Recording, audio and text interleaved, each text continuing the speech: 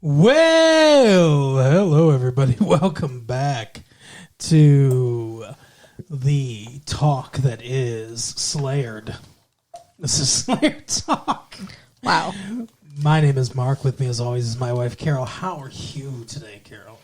Hey, what's up? How much? It's been a good week here. It's May 11th, 1999. That it is. We're rocketing towards your birthday.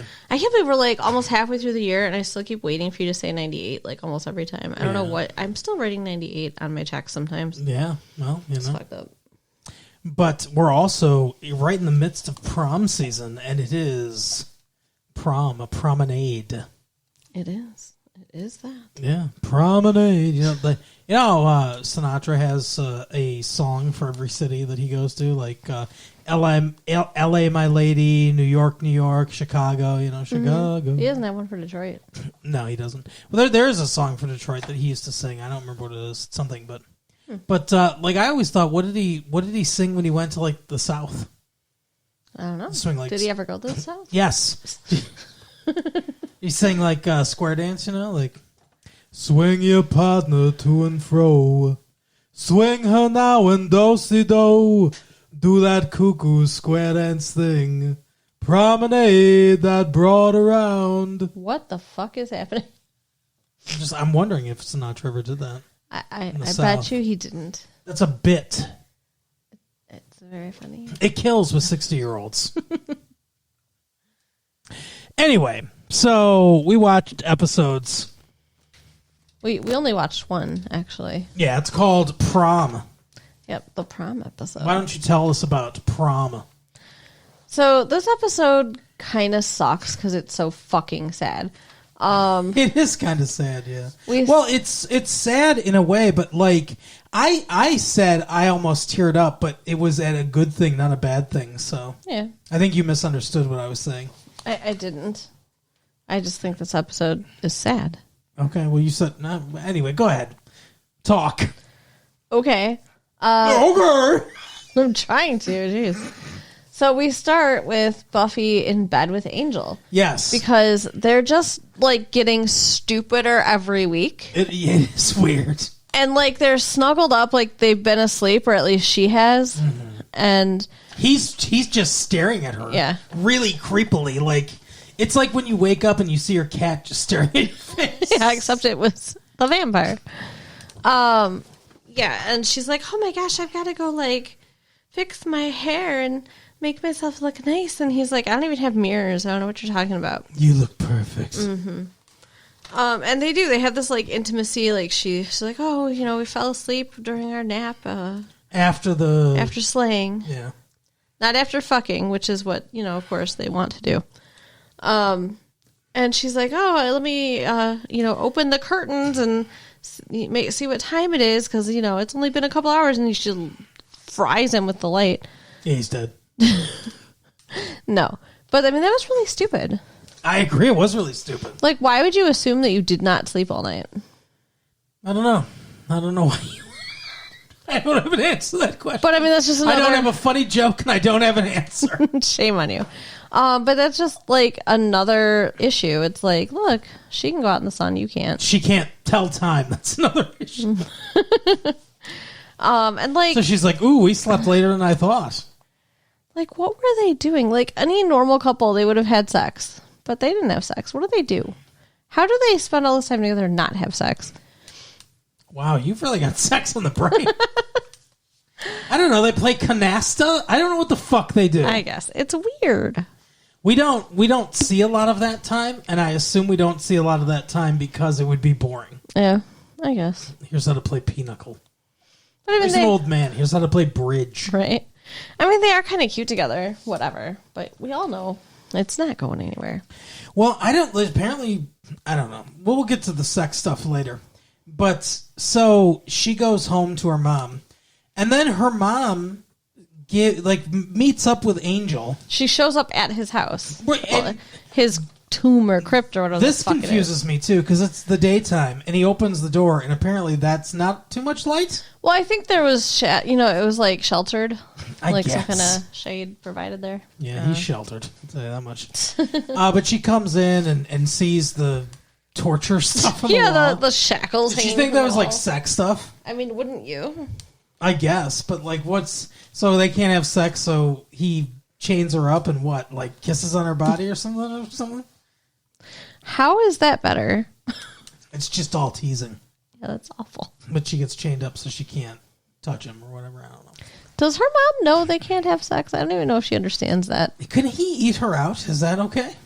I don't know. How excited does that make him?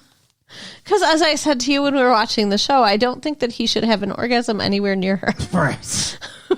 Well, he's a vampire, so, eating's part of the... Like, oh, God. I assume that's gross. But maybe he would go too far, right? Just enough. That's gross, okay? Anyway. So she gives essentially the same speech that the mayor does the week before, where she's like, hey, you two have no future together. Yeah. You're an immortal monster, and she is a slayer of your kind and a human being. And a teenage girl. And she is blind to any future that doesn't have you in it, because like any teenage girl, you're all she can think of. You're the only future she can see because she's blinded by love. But you're older. You're not a teenager, and you should know better. So if she can't make the decision that needs to be made, then you're going to have to. Yeah, smart talk. And she's not mean about it. No. She's just, laying it out there. He does. She does say, I know you two spent the night together or whatever. And he's like, yeah, we didn't. Or like, and she's like, I don't.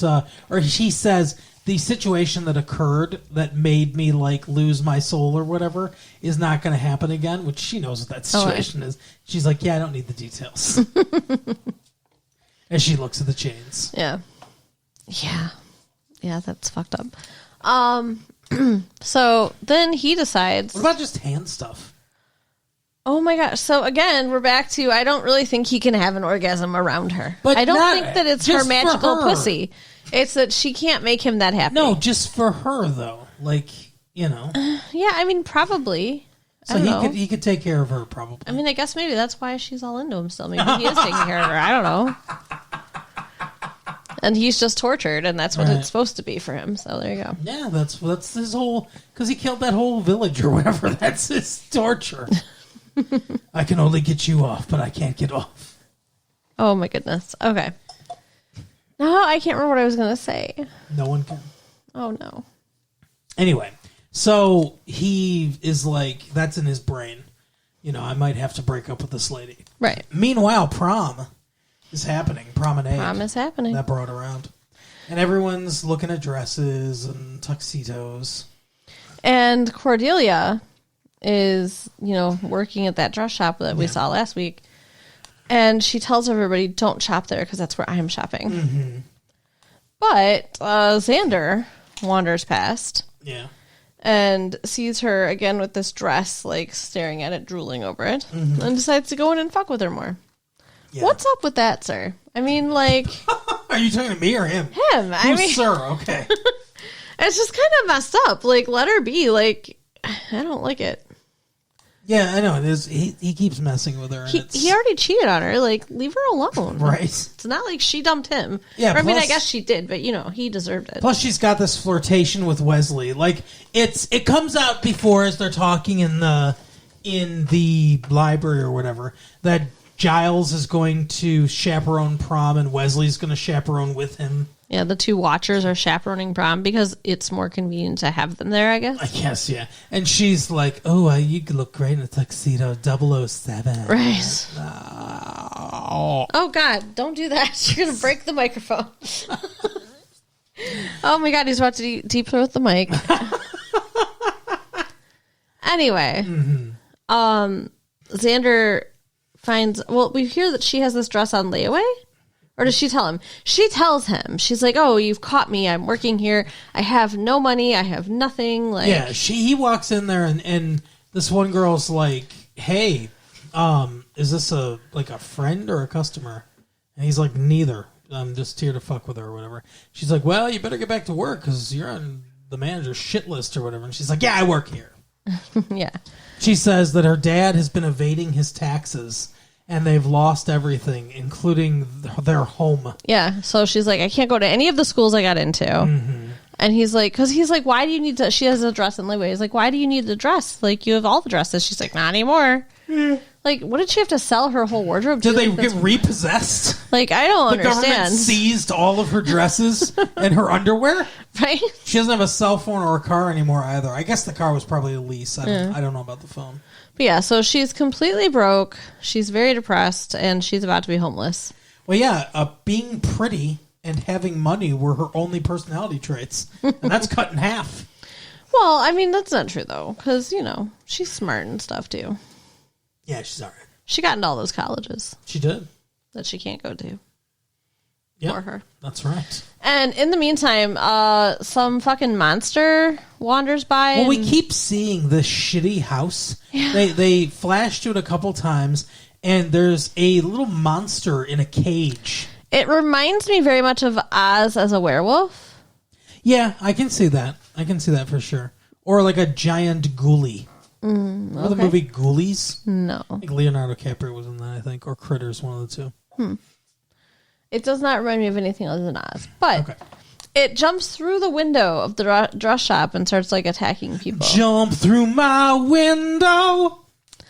And I might have, I don't know, closed my eyes or something. I don't remember exactly how they discover where this monster came from. But they do. Oh, wow. Okay. So you just passed out completely. I guess so. So, first of all, what's his name? Xander very heroically shoves Cordelia out of the way and, like, stands up to the monster. But then the monster sees a guy in a tuxedo just kind of standing there, not cowering or anything, just like, oh, monster, eh? And and he attacks and rips up the guy in the tuxedo. Yeah. And then he runs away. And we see, so, like, they get the security camera footage, I guess, somehow. I don't know how that conversation went. But they're watching it in the library, and Cordelia's pointing out, she's like, well, this monster's got good taste, though. So look at what Xander's wearing. He's wearing shit off the rack. Terrible. Right? And she's like, he goes right for the formal wear. And they're like, yeah, whatever, you moron. And Buffy points out, like, hey, what's that guy standing outside? So there's a funny thing happens where she's like, Cordelia goes, enhance, like that.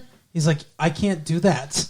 And she's like, they do it on TV, and he's like, not with a regular tape. Yeah, not with a VCR. And it's funny, too, because they can't do that in real life either. Oh. They can't fucking enhance or whatever. Like, that's not a thing. Are you sure? Because they do it on a lot of shows. Yeah, it's just dumbness. Okay. But anyway, I think it was funny that they're pointing that out, that that's not a real thing. Yeah. And then somebody points out there's a little guy, like, taking notes or something, like, outside. And they're like, oh, who's that? So they identify it as a student. And then they break into his email somehow. And because they can do anything. He sends an email to this dude that's like, just fucking wait for prom. I'm going to Columbine that shit. No, he doesn't do that. Oh, it is weird. Like, in the wake of that, it is kind of weird. But he's like, yeah, prom's going to be a fucking bloodbath or whatever. Fuck these people. And they're like, okay. So, obviously, this guy's planning something. So, we got to figure out what is happening. Mm-hmm. So they break. Oh, okay. There's a lot of the episode you don't remember. Okay. Well, the main things that I remember are the Buffy and Angel things and the prom things. So they break themselves up like they usually do into different tasks.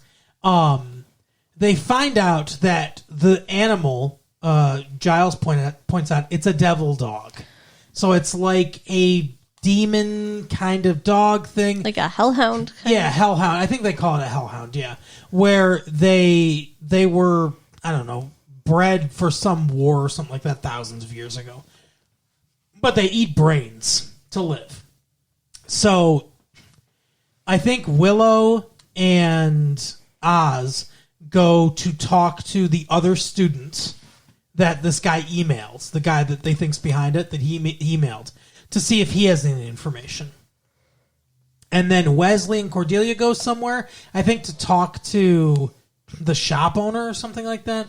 And then Xander's going next door to the magic shop to see if anybody's bought anything to raise devil dogs or whatever.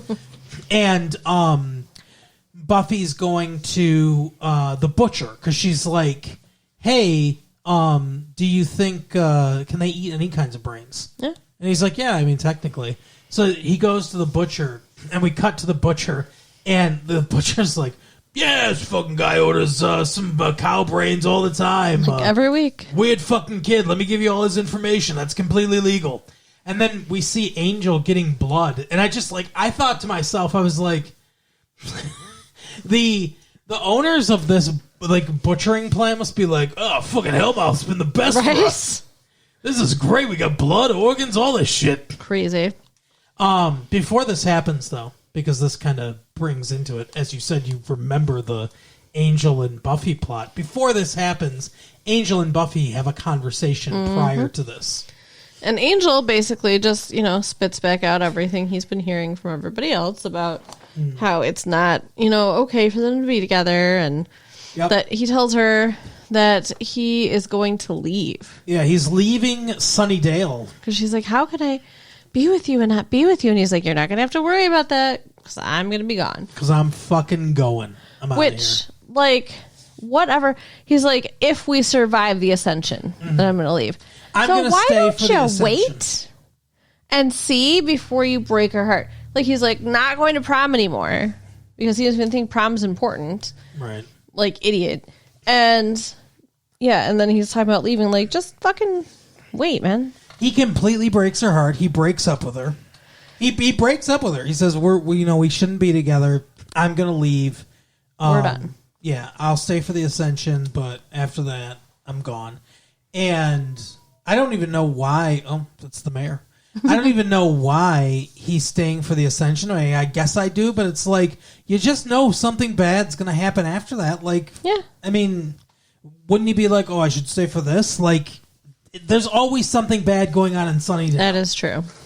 That is true. And there's never going to be a time where she's going to be like, oh, you're right, I don't need you anymore. Mm-hmm. So, but yeah, we know what's going on. We've seen commercials. So he says he's going to leave and everything, and they completely break up. So when they see each other at the butcher plant, it's awkward. Yeah, and he's like, "Hey, I miss you" or whatever, and she's like, "I don't fucking want to hear it." Basically.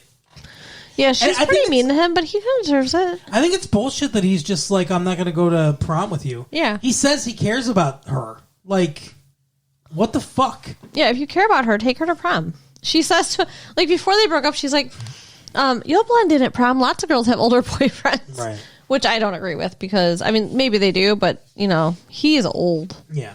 Isn't that actor 30? I don't know how old David Boreanaz is, but he looks old. He does not look like he should be hanging with high schoolers. No, not at all. Wesley looks more like he should be hanging with high schoolers, which gets brought up. But this episode, as you pointed out, it's a Monster of the Week episode while we wait for the Ascension because the Hell Dogs or whatever are the Monster of the Week.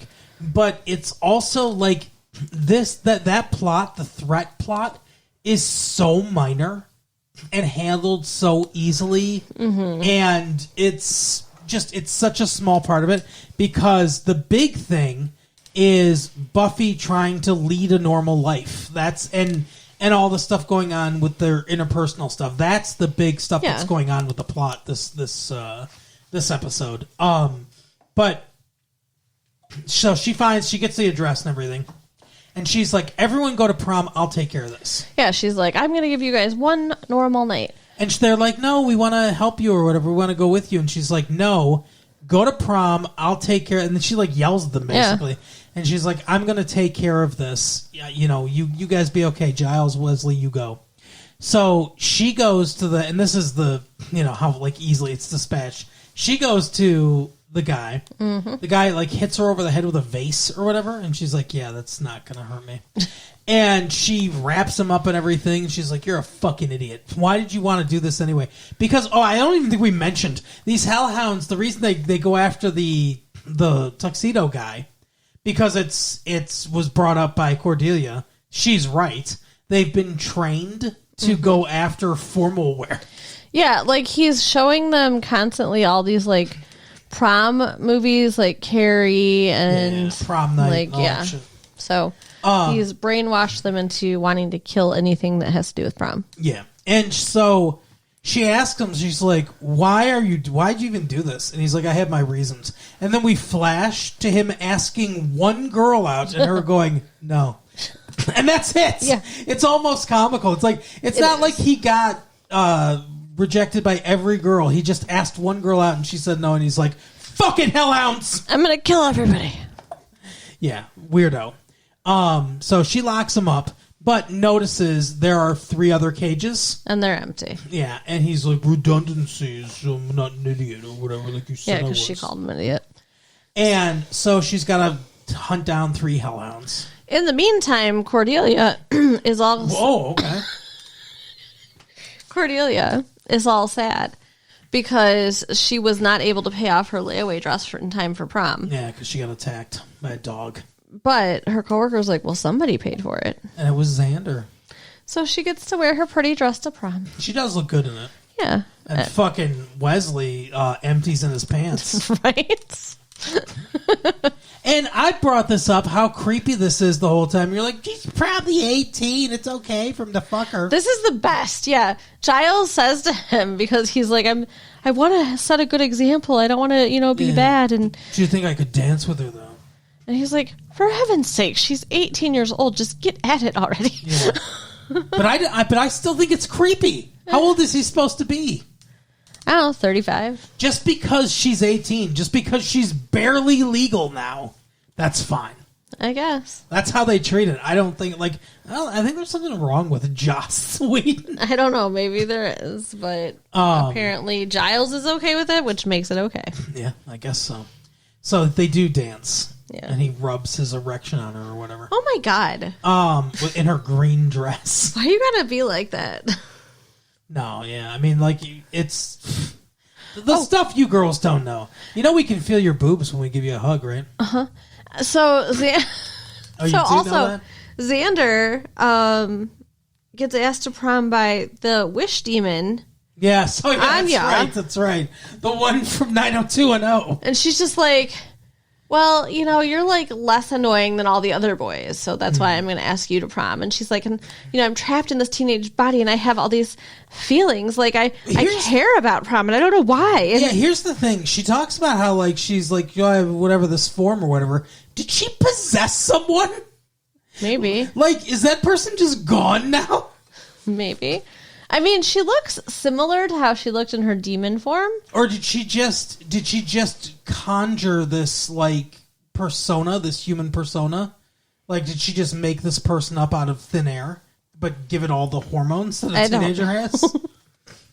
But yeah, she definitely is complaining about having teenage hormones and finding Xander the least repulsive guy. But the whole time she's just talking about all the different guys that she fucked over. They're walking around and Xander looks like, oh my God, he's so bored, Because she just keeps talking about, well, this guy, she wished for this guy to, cannibalize himself or whatever. And then he did this. And it's okay. Yeah, he does not care. Cordelia does thank him, though. They have their little, I don't know. Eye contact moment. Yeah. So, I think he still kind of loves her or whatever. It seems that way. And it seems like she still likes him, too. So, I don't know. But she still let Wesley rub his penis on her, so. Yeah, exactly. Yeah. See, it's not crass when you say it, I guess. So Buffy, easily kills the demon dogs. Mm-hmm. Just, it hardly worth mentioning. She fucking... No, that's what I'm saying. It's she tracks them down, she snaps their neck, they're done. And she gets one with, a tranquilizer dart, and, yeah. Yeah, I think an arrow, I think is what it is, but... The coolest thing in this episode, though... Wait a second. Mm-hmm. So, then she goes to prom. She gets dressed in her dress. She kills them all, and she gets to go to prom. I'm trying to think if there's something else I want to say before. No, I guess not. Go ahead. The coolest thing in this episode is that Buffy goes to prom. Yes. And when they're doing prom, king and queen, and apparently there's a bunch of other awards they're giving out. They're doing, for some reason, the senior awards done most for our high school or class couple or whatever, best kisser. Uh-huh. What most infectious laugh.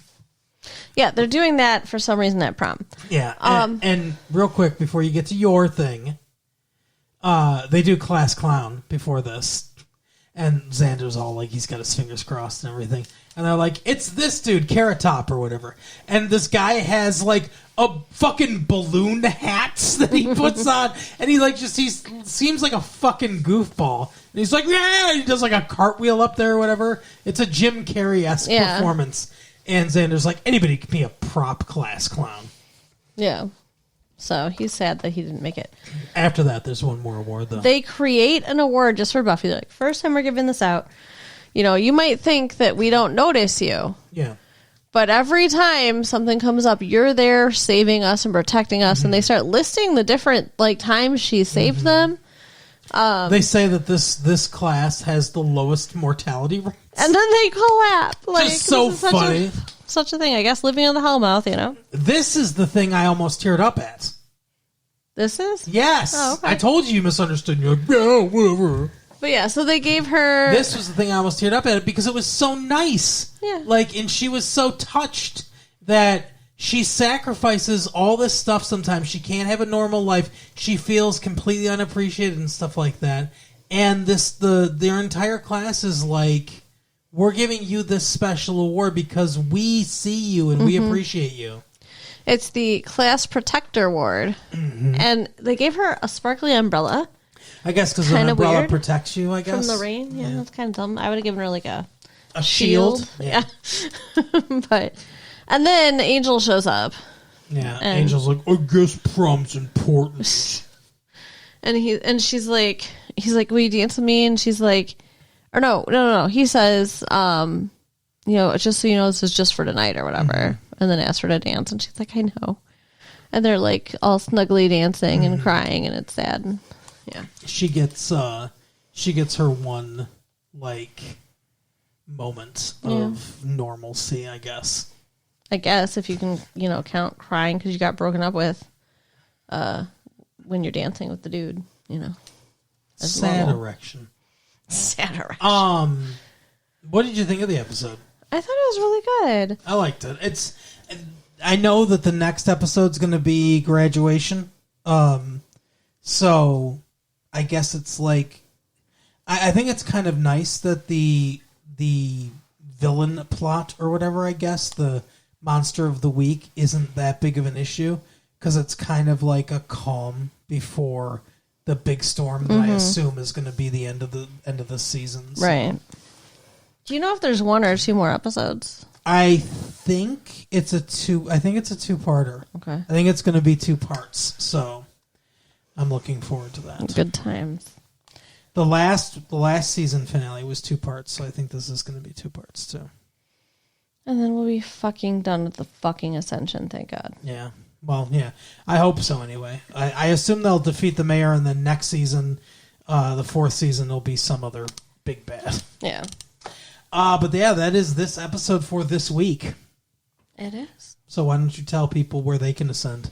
So you can write us at latefee1994@AOL.com. Check out our website at www.retrolatefee.com. Check out the Patreon at patreon.com/retrolatefee. You better fucking do it. And share the tapes with your friends. All right, we'll see you next time. Bye.